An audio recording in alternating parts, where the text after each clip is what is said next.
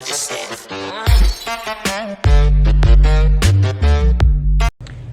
वालेकुम, welcome to my YouTube channel Gausia professors academy. तो आज हमारा जो टॉपिक होगा वो होगा जनाब OSI मॉडल के ऊपर। आपको जैसा कि आप सब जानते हैं कि लास्ट टाइम हमने नेटवर्किंग की क्लासेस का आगाज़ किया था और नेटवर्किंग की क्लासेस में हमने जो सबसे पहले टॉपिक को डिस्कस किया था वो था नेटवर्क डिवाइसेस का। तो नेटवर्क डिवाइसेस के बाद जो हमारे पास नेक्स्ट टॉपिक आता है वो है हमारे पास OSI रेफरेंस मॉडल का। तो OSI मॉडल को समझने के लिए हम सबसे पहले इसके कुछ प्री रिक्विजिट्स को जानते हैं कि इसके पीछे मुहर्रकात क्या थे। इसका इंट्रोडक्शन करने की कोशिश करते हैं, इसका इंट्रोडक्शन जानने की कोशिश करते हैं कि ये किस तरह आया, इसको किसने डिज़ाइन किया और क्यों बनाया गया। बेसिकली हमारा लास्ट टाइम एक सिनेरियो था, हम ये जानना चाह रहे हैं बेसिकली कि हमारा जो मैसेज है वो डिवाइस A से डिवाइस B तक किस तरह पहुंच जाता है। यानी अगर हम अपना कोई मैसेज व्हाट्सएप पे, मैसेंजर पे या किसी भी एप्लीकेशन को यूज़ करके हम अपना मैसेज सेंड करते हैं तो किस तरह सोर्स से डेस्टिनेशन तक पहुंच जाता है, हम इस चीज़ को जानने की कोशिश कर रहे हैं। तो इस चीज़ को जानने के लिए हमें इस मॉडल की ज़रूरत है। तो ये मॉडल हमें एक्सप्लेन करेगा कि हमारा जो डेटा है, हमारा जो पैकेट है, हमारा जो मैसेज है वो किस तरह एक जगह से दूसरी जगह ट्रांसफ़र हो जाता है या एक डिवाइस से दूसरी डिवाइस तक पहुंच जाता है। तो इसके अंदर बहुत सारे प्रोटोकॉल्स भी आएंगे, उन तमाम प्रोटोकॉल्स को डिस्कस करेंगे और इस मॉडल के रिलेटेड जितने भी क्वेश्चन होंगे, जितनी भी क्यूरीज होंगी उसको समझने की कोशिश करेंगे। बहरहाल आज का हमारा जो टॉपिक होगा वो होगा सिर्फ और सिर्फ introduction of OSI reference model. तो OSI मॉडल को समझने से पहले कुछ इसके प्री रिक्विजिट्स को देखते हैं। अच्छा, 1984 से पहले दो तरह की प्रॉब्लम्स थी। अच्छा, सिस्को भी इसी दौर में आया था लेकिन इस तारीख का सिस्को से कोई ताल्लुक़ नहीं है। 1984 से पहले दो तरह की प्रॉब्लम्स थी। नंबर एक, तमाम डिवाइसेस आपस में कंपैटिबल नहीं थी। अब कंपैटिबल क्या होता है? आज जिस तरह आपको बड़े बड़े वेंडर्स नज़र आते हैं, लाइक हमारे पास HP का है, डेल का है, ठीक है, हुआवे का है, बहुत बड़े बड़े वेंडर्स हैं। इस तरह 1984 से पहले जितने भी बड़े बड़े वेंडर्स थे, लाइक उसमें एक सबसे काबिल कबूल नाम जो बड़ा मशहूर नाम था IBM का था। IBM वालों ने अपने कंप्यूटर भी इंट्रोड्यूस करवाए थे। उसके बाद फिर सिस्को आ गया, फिर जोनेपर आ गया। तो 1984 से पहले जितने भी बड़े बड़े वेंडर्स थे उनकी बनाई हुई डिवाइसेस या उनकी बनाई हुई एम्प्लॉइज आपस में कंपैटिबल नहीं थी। आज अगर मैं अपने लैपटॉप में देखूं या आप भी अपने लैपटॉप में देखें तो आपके जो लैपटॉप की LCD है वो किसी और वेंडर की है, लेट्स वो सैमसंग की बनी होती है। उसकी जो बैटरी होती है वो तोशिबा की बनी होती है। उसके अंदर जो रैम होती है वो किंगस्टन या कोस्टन की होती है। इस तरह उसके प्रोसेसर की बात करें तो इंटेल का होता है। यानी डिफरेंट वेंडर्स की बनाई हुई प्रोडक्ट्स जब एक ही सिस्टम के अंदर है कि अपनी अपनी फंक्शनैलिटी को परफॉर्म करें तो उसको हम कहते हैं कि ये कंपैटिबिलिटी है। तो 1984 से पहले इस तरह की कंपैटिबिलिटी नहीं थी।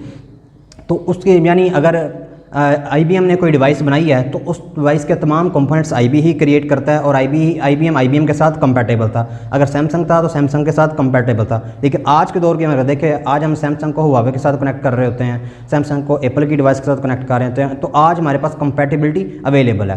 तो अगर देखें कंपैटिबिलिटी का इशू ये कंटिन्यू रहता तो आज हम इंटरनेट की जो ग्रोथ देख रहे हैं या आप यूँ कह लें कि हमारी जो लाइफ की इंटरनेट के ऊपर डिपेंडेंसी है वो इस कदर ज़्यादा ना होती।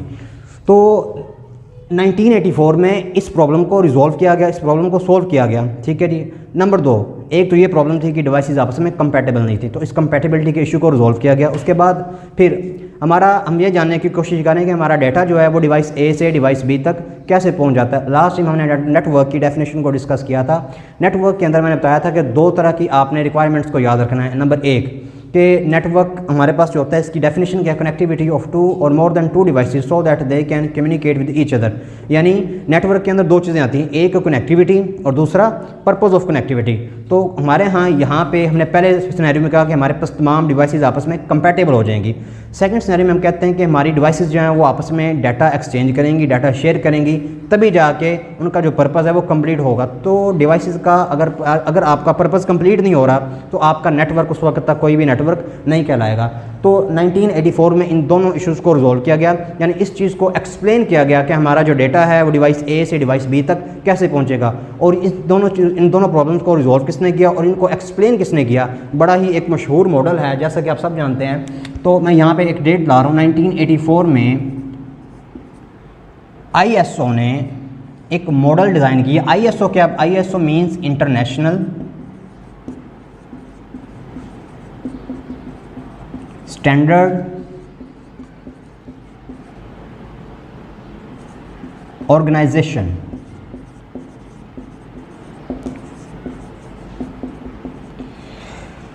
ISO ने 1984 में, या आप यूँ कह लें कि 1984 में ISO ने एक मॉडल डिज़ाइन किया उस मॉडल को नाम दिया गया OSI का।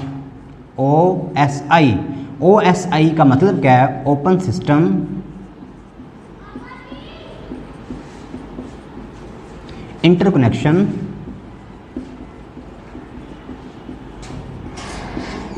मॉडल।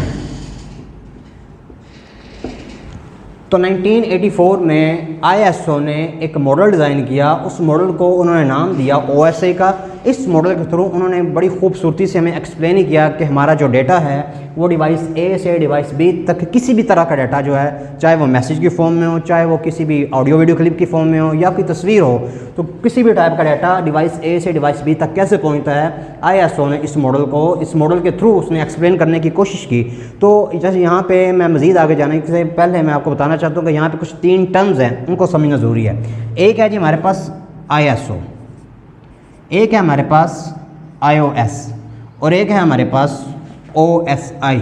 अच्छा, अब इन तीनों का आपस में बड़ा गहरा ताल्लुक है। वो हजरात जो नेटवर्किंग का कोर्स कर रहे होते हैं, यानी CCNA CCNP से रिलेटेड कर रहे होते हैं कोर्सेज़, तो उनका आए दिन इन तीनों टर्म से वास्ता पड़ता है। तो हम तीनों टर्म्स को पहले जानने की कोशिश करते हैं कि इन तीनों में डिफरेंस क्या है। OSI सबसे पहले, OSI हमारे पास क्या है? एक मॉडल है, ओपन सिस्टम इंटरकनेक्शन मॉडल। इसको डिज़ाइन किसने किया? ISO वालों ने। ISO क्या? इंटरनेशनल स्टैंडर्ड ऑर्गेनाइजेशन, यानी ये एक ऑर्गेनाइजेशन है। ISO वालों ने एक स्टैंडर्ड डिज़ाइन किया, एक मॉडल डिज़ाइन किया ताकि एक्सप्लेन किया जा सके कि आपका डाटा डिवाइस A से डिवाइस B तक कैसे जाता है। अब iOS क्या है? iOS कहते हैं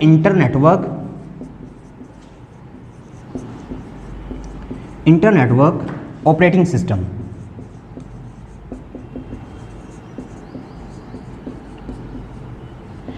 इंटरनेटवर्क ऑपरेटिंग सिस्टम, देखें सिस्को की तमाम डिवाइसेस का जो ऑपरेटिंग सिस्टम होता है उसको हम बोलते हैं generally iOS, internet operating system, internetwork operating system. अच्छा, ये iOS जो है ये वाला एक एप्पल वाला iOS भी है, लेकिन इसमें और उसमें बड़ा फ़र्क है। एप्पल वाले iOS में जो आई है वो स्मॉल आता है और इसमें जो आई है हमारे पास वो कैपिटल आता है। तो ये तीनों टर्म्स का आपस में बड़ा वास्ता था, इसलिए मैंने आपको एक्सप्लेन कर दिया यहाँ पे। अब हम यहाँ पे जानने की कोशिश करते हैं कि OSI ने यानी ISO ने किस तरह OSI मॉडल के थ्रू इस चीज़ को एक्सप्लेन किया। तो ISO ने क्या किया कि एक मॉडल पेश किया, एक स्ट्रक्चर पेश किया, ताकि उस स्ट्रक्चर के थ्रू, उस मॉडल के थ्रू इस चीज़ को एक्सप्लेन किया जा सके कि हमारा डेटा डिवाइस A से डिवाइस B तक कैसे मूव कर जाता है। तो अगर मिसाल के तौर पर अगर आपको एक टास्क दिया जाए कि आपने एक बहुत बड़ी ऑर्गेनाइजेशन चलानी है, एक बहुत बड़ी आपने कंपनी को रन करना है। अब ये एक बहुत बड़ा टास्क है, क्यों? क्योंकि इसके अंदर हमारी इन्वेस्टमेंट हुई होती है, हमारा पैसा इन्वेस्ट होता है। तो हम क्या करते हैं कि अगर आपको एक यूनिवर्सिटी चलाने के लिए कहा जाए तो आप क्या करते हैं, आप उस यूनिवर्सिटी को डिफरेंट डिपार्टमेंट्स के अंदर डिवाइड कर देते हैं। आप क्या करते हैं, आप एक HR का डिपार्टमेंट अलग से बना लेते हैं ह्यूमन रिसोर्स को मैनेजमेंट करने के लिए। इस तरह आप एक लॉ का डिपार्टमेंट अलग से बना लेते हैं। इस तरह मार्केटिंग का डिपार्टमेंट अलग से बना लेते हैं। IT का डिपार्टमेंट अलग से बना लेते हैं। फी सेक्शन का डिपार्टमेंट अलग से बना लेते हैं। अब ये डिपार्टमेंट्स अलग क्यों बनाए? ताकि हमें जिस डिपार्टमेंट में जिस रिलेटेड इशू हो, हम उस डिपार्टमेंट के बंदे को जाके पकड़ें कि यहाँ पे इशू क्यों आ रहा है, बजाय कि पूरी यूनिवर्सिटी के लोगों को तंग करने की बजाय। तो इसी तरह जो हमारे पास ISO है, ISO ने भी इस मॉडल के थ्रू हमें इस चीज़ को एक्सप्लेन किया है। वो कहता है कि आपका डाटा जो है अगर A से B तक जाता है तो इसको पूरे एक ही तारीफ़ के अंदर उसने एक्सप्लेन नहीं किया, उसने इसको तोड़ के एक्सप्लेन किया, यानी डिफरेंट स्टेप्स के अंदर, डिफरेंट फेजेस के अंदर डिवाइड कर दिया है। और अगर इसको जनरली नाम दिया जाए तो इसको कहते हैं कि OSI मॉडल को 7 लेयर्स के अंदर डिवाइड कर दिया गया।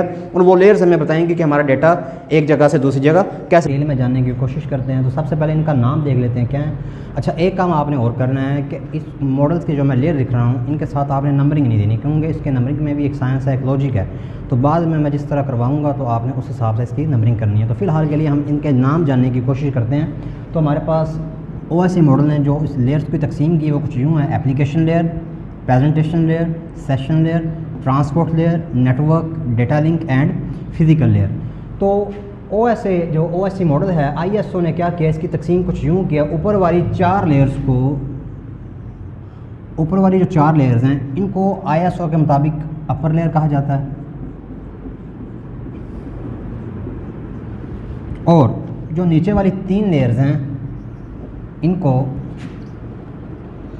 लोअर लेयर्स बोला जाता है। फर्स्ट 4 लेयर्स अपर लेयर्स कहलाती हैं और नीचे वाली जो 3 लेयर्स हैं इनको लोअर लेयर कहा जाता है। अच्छा, अब ये तकसीम की क्यों गई है इस चीज़ को समझते हैं ज़रा। अब जब आपने ये देखा होगा तो आपके माइंड में क्वेश्चन आया होगा कि ये तो सबको पता है कि अपर लेयर होती है, ऊपर वाली 4 लेयर और नीचे वाली 3 लेयर लोअर लेयर होती हैं। लेकिन इसके पीछे जो लॉजिक है वो कुछ यूँ है। वो हज़रात जो सिस्टम एडमिनिस्ट्रेशन को पढ़ते हैं, सिस्टम एडमिनिस्ट्रेशन, मैं यहाँ पे नाम लिख रहा हूँ, सिस्टम एडमिनिस्ट्रेशन।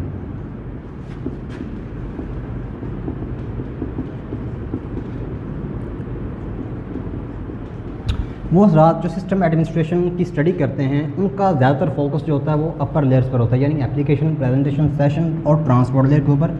वो ज़्यादातर उनकी जो स्टडी होती है वो इन तमाम लेयर्स के रिलेटेड होती है, जो ऊपर वाली 4 लेयर्स हैं, ठीक है जी। और वो ज़्यादातर फोकस करते हैं इन 4 लेयर्स के ऊपर, सिस्टम एडमिनिस्ट्रेशन की जो स्टडी करते हैं। अब जो नीचे वाली 3 लेयर्स हैं इनकी स्टडी की जाती है, इनका मुताला किया जाता है नेटवर्क एडमिनिस्ट्रेशन के अंदर।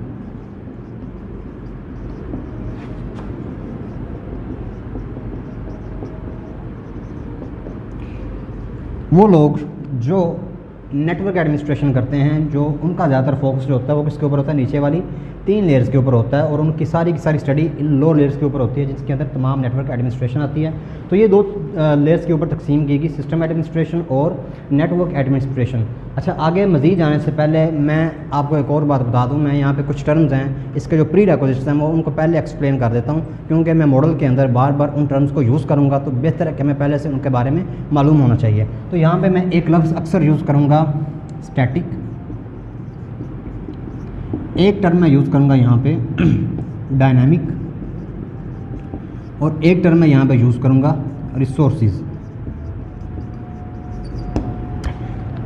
Static, dynamic, resources. अच्छा, कभी मैं कहूँगा कि ये काम स्टैटिकली होगा, कभी मैं कहूँगा ये काम डायनामिकली होगा, कभी मैं आपको ये कहता हूँ नज़र आऊँगा कि ये काम स्टैटिकली भी हो सकता है और डायनामिकली, यानी दोनों तरीक़ों से हो सकता है। तो अगर स्टैटिक है तो इसका क्या मतलब है, अगर डायनामिक है तो इसका क्या मतलब है, और रिसोर्सेज हमारे यहाँ कौन कौन से यूज़ होते हैं, तो मैं सबसे पहले इनको एक्सप्लेन कर देता हूँ। स्टैटिक का मतलब होता है जनाब